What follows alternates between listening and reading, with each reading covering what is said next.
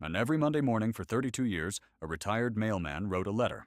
Not an email, not a text message, a handwritten letter. He sealed it in an envelope, put a stamp on it, and mailed it. Week after week. Year after year. For more than 3 decades. The strange part? He never received a single reply. His neighbors thought it was sad. His friends thought he was crazy. His own son once asked him, "Why do you keep writing to someone who never writes back?" The old man smiled and said, "Because one day, someone might need to read them." Nobody understood what he meant. The old mailman's name was Thomas. For 40 years, he delivered letters across his town. Birth announcements, love letters, college acceptance letters, holiday cards, sometimes good news, sometimes terrible news. Thomas believed something most people had forgotten. That words matter. Especially when they're written from the heart. When he retired, he expected life to become quieter. But instead, it became lonely. His wife passed away a few years later. His children moved to different cities. Friends became fewer. The house became quieter, and quieter, and quieter. One evening, sitting alone at his kitchen table, Thomas thought about all the letters he had delivered over the years. Some changed lives. Some saved relationships. Some arrived exactly when people needed them most. That's when he had an idea. A strange one. He decided to start writing letters, not to one person, but to anyone who might someday need them. Every Monday, Thomas wrote about something he had learned in life.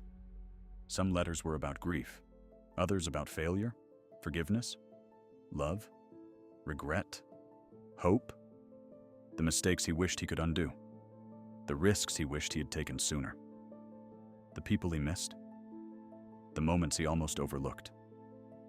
When he finished, he placed each letter into a box in his attic. Then he wrote another the following Monday, and another, and another. Years passed. The collection grew. 100 letters, 300 letters, 500 letters. Still, nobody read them. Yet Thomas never stopped. Because he wasn't writing for recognition. He was writing for someone he would probably never meet. One afternoon, his grandson Oliver visited. He was 16, angry at the world, struggling in school, feeling lost, like nobody understood him. While exploring the attic, Oliver discovered dozens of boxes. Inside were thousands of pages, carefully organized, every letter dated, every envelope sealed. Confused, he asked his grandfather, "Why are these up here?" Thomas looked at him for a moment, then said, "Because everyone reaches a point in life where they need advice." Oliver shrugged. "Why not just put it online?" Thomas smiled. "Because people scroll past advice." Then he held up one envelope. "But they open letters." Oliver rolled his eyes, at least at first. Then he opened one. The letter was about failure, not success. Failure. Thomas described the time he lost everything in a business venture when he was young. The shame, the embarrassment, the fear. Then he wrote something that stopped Oliver cold. The people who seem confident aren't people who never failed. They're people who survived failing. Oliver opened another, and another, and another. Hours passed. Over the next year, Oliver kept returning to the attic. Whenever life became difficult, he opened another letter. Heartbreak, friendship, purpose, fear. There seemed to be a letter for everything. Not because Thomas predicted the future, but because human struggles rarely change. One winter morning, Thomas passed away peacefully in his sleep. The town mourned, his family gathered, and eventually they faced a question. What should they do with thousands of letters? Most suggested storing them away. A few suggested throwing them out. But Oliver had another idea.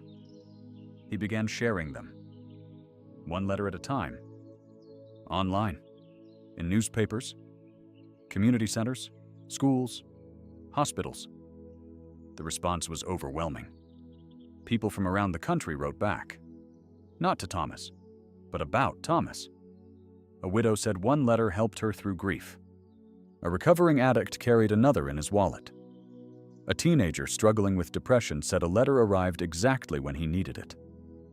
The letters Thomas never expected anyone to read were finally reaching the people they were written for.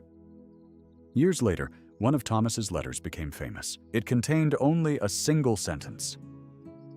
"The value of your life is not measured by how many people know your name, but by how many people are better because you existed." Thomas never became rich, never became famous, never knew how many lives he touched. But maybe that's the point. The world is full of people quietly making it better. Teachers, nurses, parents, friends, neighbors, people planting trees they'll never sit under, writing letters they'll never see opened, helping strangers they'll never meet again. And often, those people never realize the impact they've had. So here's a question. What are you creating today that might help someone long after you're gone? Because sometimes the greatest legacy isn't something you leave behind. It's something you leave within others. You may never know whose life you changed. Change it anyway. Thanks for watching. Leave a comment and subscribe for more life-changing stories.